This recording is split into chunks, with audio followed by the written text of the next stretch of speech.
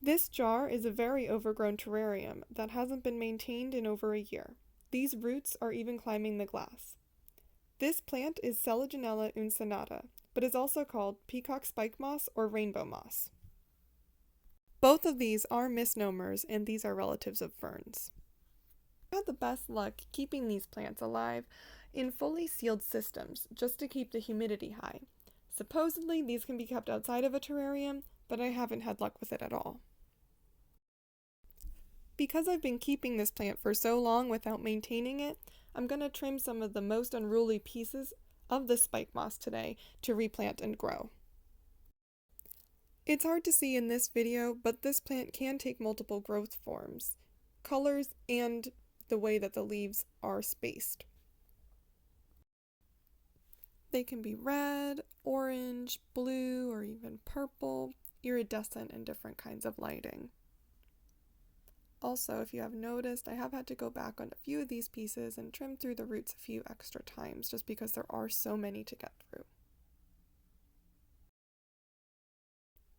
To plant these guys, we're going to start by adding some rocks to the bottom to create a little bit of a drainage layer.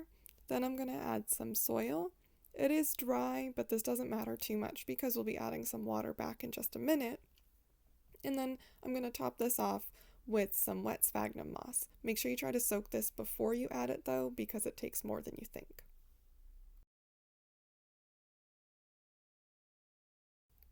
These plants do need high humidity too, so you do want to make sure that you're not going to have anything be too dry.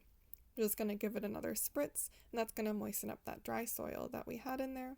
Then I'm going to start placing our pieces. Here's just a close-up of that lovely root system that this guy was developing.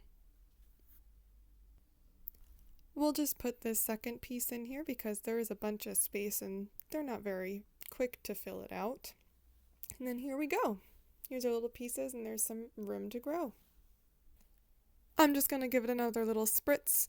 I'd rather have a little extra water in here because there are those rocks at the bottom, so it's not like the roots are going to be sitting in some stagnant water or anything, so a little extra is better. And then we're going to close it up.